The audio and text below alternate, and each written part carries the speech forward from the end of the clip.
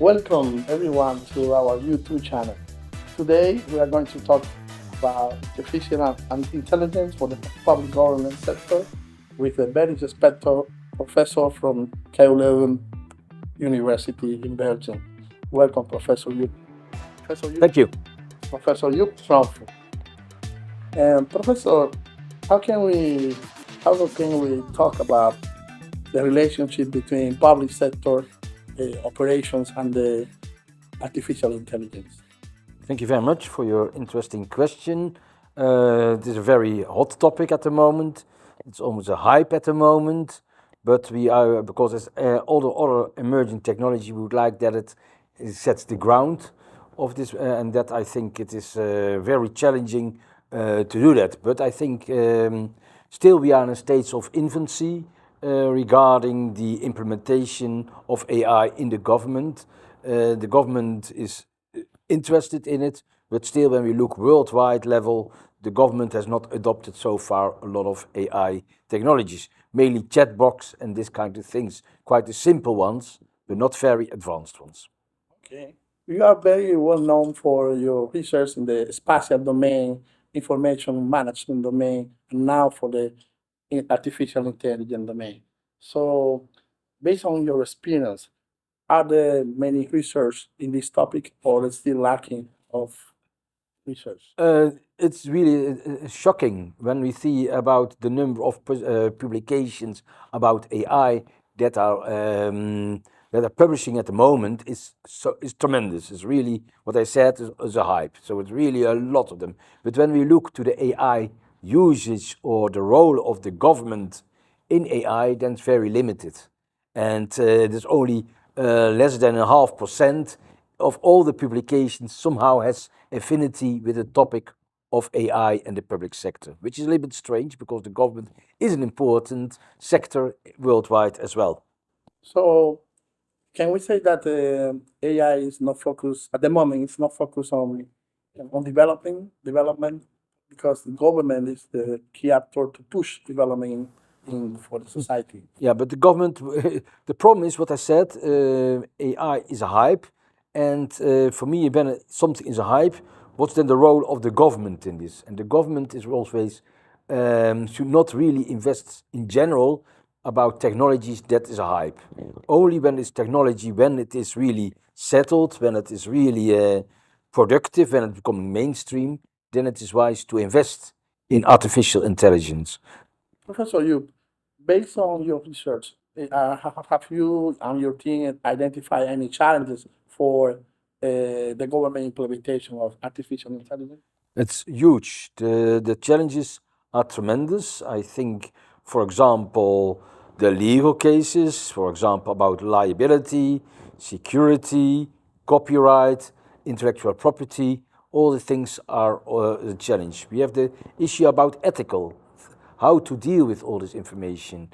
That's already a challenge. Also, the issue about technology is still not solved. So it's also a technical challenge. We see also a financial challenge as well appearing, because it has a price. And that's really the issue. This project has a price, and the government do not want to invest and cannot invest much in technologies that might fail, and that's what is a characteristic of the government, that they cannot really invest so much in this technology. So that is quite challenging, and therefore I think the government is rather reluctant to invest in it. But I would like also to say I do not like so much when we talk about artificial intelligence, because it is an agglomerate of different types of technologies.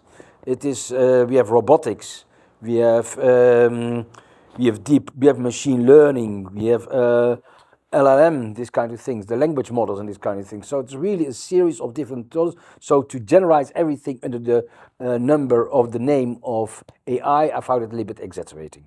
So it sounds like more regulation is needed or policy needs to be changed. Is that correct?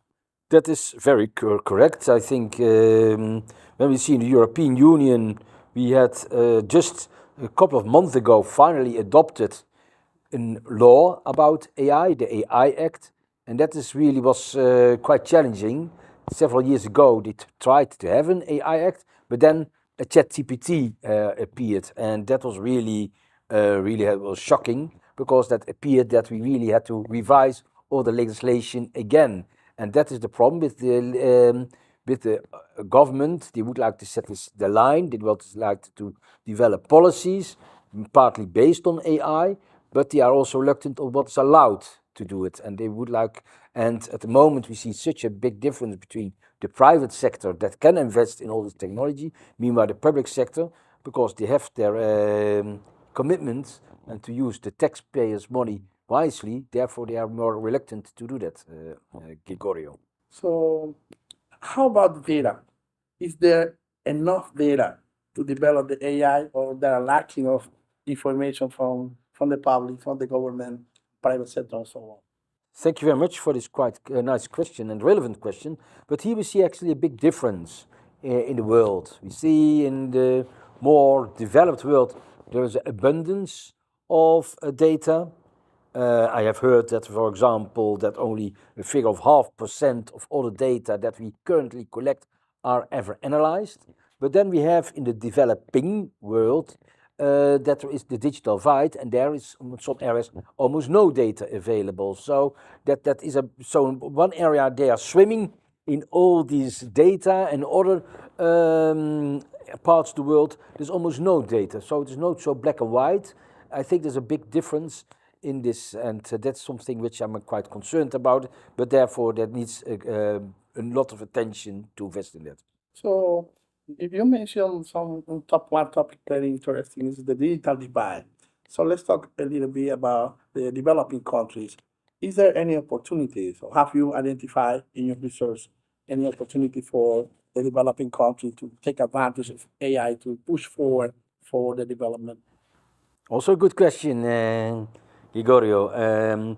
Yes, there is a study of PricewaterhouseCoopers, and there's a study about what's the productivity by making use of AI, and how much will the society or the GDP gain from it. And we see North America will gain by really intensively adopt AI, but the economy will increase with 15%. In Europe, it's only 10%. And then we have, for example, Latin America is only 5%, so there's a big difference, and in Africa even to 3%. But there are gains, but we have to use it in a wise way, and not to really also be the divide, not in between countries, but also we have to use it that within a country that it is also wisely used, and not to get an elite group using all this data and other people are not having access to this data, and to making beautiful algorithms and these kind of things of it.